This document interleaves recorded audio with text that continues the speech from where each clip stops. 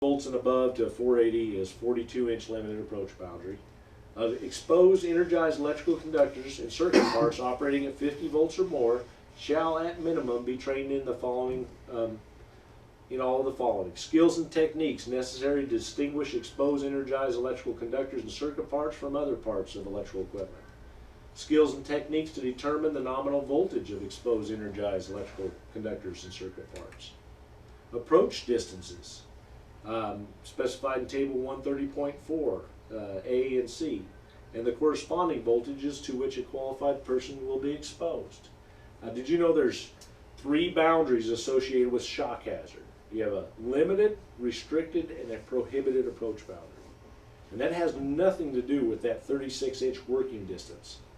You know, all that is to, for installation, you don't install it, you know, so close that you can't get in there and perform a task safely without touching a grounded part, or so people keep the area clear so you can work on it. So that's a totally separate thing than these other 3 boundaries, and we're going to go over those a little bit later, what exactly they mean. And what they tell us is who can be in this area, who can't be in this area, when you need to wear your voltage ready gloves. Decision-making process necessary to determine the degree and extent of the hazard and personal protective equipment, and job planning necessary to perform the task safely. Tasks performed less often than once a year shall require retraining before performance of the work. And maybe that's just a briefing, or something like that. Employees shall be trained to select appropriate voltage detector and shall demonstrate how to use the device to verify absence of voltage, including interrupting indications provided by the device. And we're going to get into meter safety towards the end of this, but you know, you're familiar with a Cat 1, 2, 3, and 4 rated meter? You ever seen that on your meter? It says category 3, 600 volt. Does anybody know what that Cat 3 stands for? That was an interesting. You know, I guess about 6 years ago, my boss told me to build a presentation on meter safety. We're going to do a class on meter safety. And I was like, finally, something I know stuff about. I use meters all the time. You know, I use them so much. I actually read the instructions on one of my meters. You know, I mean, and I never read instructions. You know, so, but you know, I had them in my pocket. We used them all the time. If you want to know the hertz, the frequency, you name it. You know, I just kind of like meters. I collect meters, old meters. You know, I started going through it, and I was like, well, I didn't know that. Well, I didn't know this. You know, I didn't know that this meter is good for that outlet, but it's not good for that outlet. You know, or I can use this meter on your switchgear, but I can't use it on your incoming service. You know, I just thought voltage. As long as I'm 600 volts, I can do anything that's 480. Well, that's not necessarily true. We'll discuss that. So that was another, you know, slap to the face. I'm like, here I thought I was finally getting into something I was comfortable with, and I found out I didn't know anything about my meter that I've been using my whole life. Unqualified person basically is a person who's not qualified. Sad part is I had to look that up. All persons who use electrically powered equipment have some potential exposure to electrical hazards. Employers must ensure that employees understand where electrical hazards exist. Potential exposure of electrical hazard varies by job assignment. Even employees who are not trained specifically with a goal of becoming a qualified person must be trained to understand how they might be injured by shock or arc flash. Trained in avoidance is a big thing.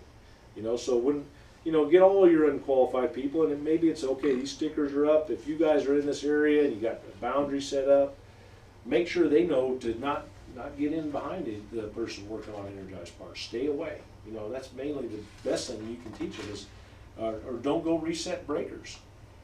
You know, that can be a big problem in the facility. You have unqualified people resetting breakers all the time.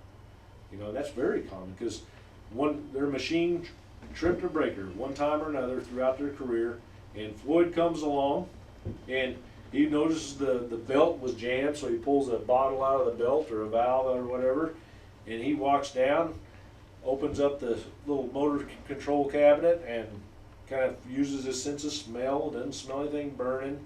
It knows it was jammed. Notice the overloads were tripped or whatever, you know, nothing's damaged. Well, okay, he determined that, you know, it would be safe to go ahead and reset the breaker and start this thing up again. Well, all the unqualified person saw was Floyd walk up, open it up, look at it, reset a breaker, and left. Well, 2 days later it trips again. So, well, why would I call Floyd? Because, you know, a monkey can reset breakers. I don't need to bother him. I'll just make this, you know, this is my machine. I'll go over and I'll reset the breaker. Up, it's running again. Well, it tripped again 2 hours later. So next thing you know, there's resetting the breaker 10 times a day, and they don't tell any of you guys on maintenance. So what they're doing is setting themselves up for a catastrophic event. Breakers are not meant to be tripped 10 times a day.